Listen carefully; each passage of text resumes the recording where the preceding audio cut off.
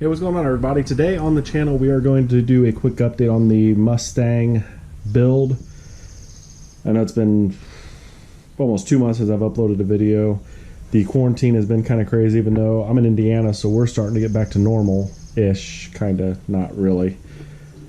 But anyways, car stuff's going to start happening. I need to get a lot done really quick, so we're going to give you an update today.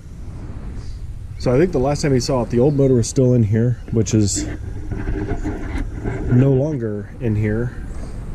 I sprayed undercoating, cleaned everything, sprayed undercoating, wiring. I've kind of cleaned up. This is a little hectic, but it'll get cleaned up once the motor's in. I know exactly where everything sits. Come over here where all the emissions and EGR and that stuff was. It's all gone. I don't need any of that. Alright, there's the T5. I actually found when I took it out that rear main back of the intake was just blowing oil out. I've worked on cleaning this up a little bit, but it's soaked everywhere. The trans fluid looked good when I pulled the plug and drained it. So I'm not thinking I'm just going to clean this up. I'm going to clean that up. I got brand new clutch, just OE. Throw out bearing is, yeah, it's under there in the plastic, but that's all new. Got a brand new flywheel, so all that's going to be new. Over here, I actually bought the blank intake plate. I have something coming for that that's going to be pretty cool. Came with screws, EGR block off plate. That's a plug for an O2 sensor, which I'll show you why in a second. Spicer U-joints for the rear drive shaft.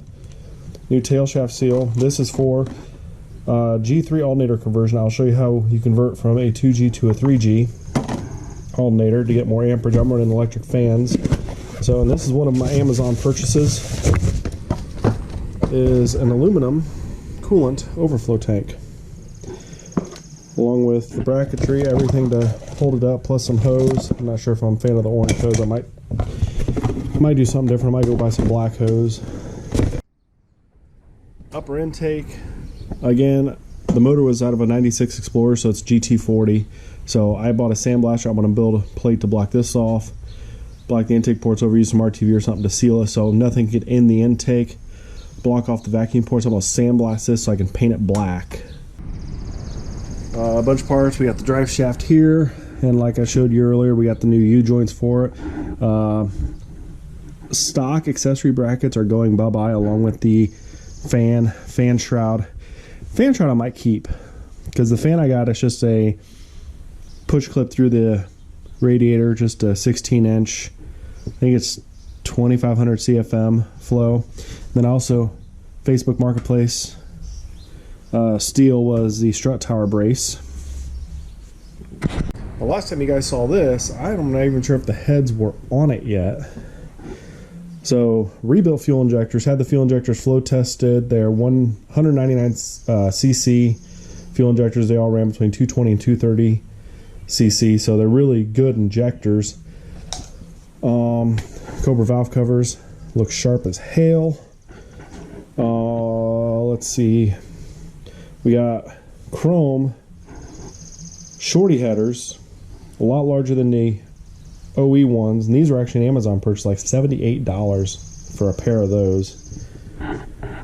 So, but fuel rails on, injectors in, lower intakes in. I had to drill and tap the GT40 lower intake from the Explorer to fit an intake air temp sensor. Distributors in, new plugs, new wires. New thermostat housing. The heater core tubing is all new. There's the header on the other side. Super sharp. The Egr Delete Kit actually came with, I'm assuming there's resistors in it, but it came with the plug that plugs in, so it won't set a mil. But I don't think that's going to matter, since I'm using the micro squirt Foxbody kit from, I think it's EFI Source. It's plug and play. Plugs right into where the stock ECU was. But we're going to do a video on installing that, along with probably some videos on tuning it. They can control the electric fan relay, So I'm super stoked. And then what I think is what really sets this thing off is my accessory bracket. Tom's Precision Machine, never heard about it until I started searching for accessory brackets. I'm not running a smog pump, not running AC. I don't care about that stuff. So I'm going to run that. This bracket alternator mounts here. Obviously power steering pump's here, new power steering pump. And then instead of running a tensioner, it's actually going to run like a Heim's joint, almost like a mini control arm, adjustable control arm to adjust your tension. And then the sheet that came with the instructions tells me what couple size belts will work.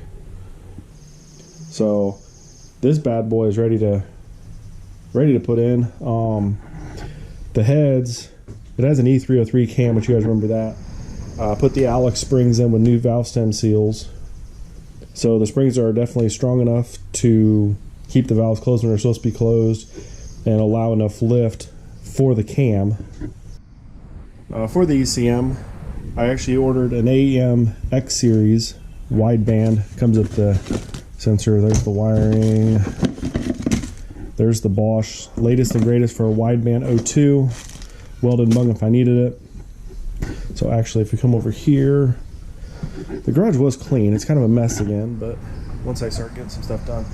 When I took the exhaust out of the car, I actually found it's got a BBK catless X pipe. So I'm going to eliminate one of the O2 sensors up there. Probably keep the driver's side, put the wideband in where that is. So under the car, which I don't know if I'll be able to get a good video to show, has Flowmaster cat back, decent quality it looks like. So there's the update, guys. A lot has happened. I'm hoping this weekend we'll get the flywheel clutch, well actually the spot in the frame, I'm just going to weld that up. There's a hole in the frame by the strut tower. There's actually a weld shop that has raced Foxbodies. I already contacted them possibly this winter when I pull the motor for Motor 2, or whenever I pull the motor for Motor 2, get them the car for a couple weeks and they'll get the frame replaced, strut towers fixed, subframe connectors, stiffen the rear end, pretty much get it as stiff as I can get it. Kind of trying to make it like a road course car, something that just smoke anything. And you may be thinking, smoke people with a 5-liter? That's not staying that way.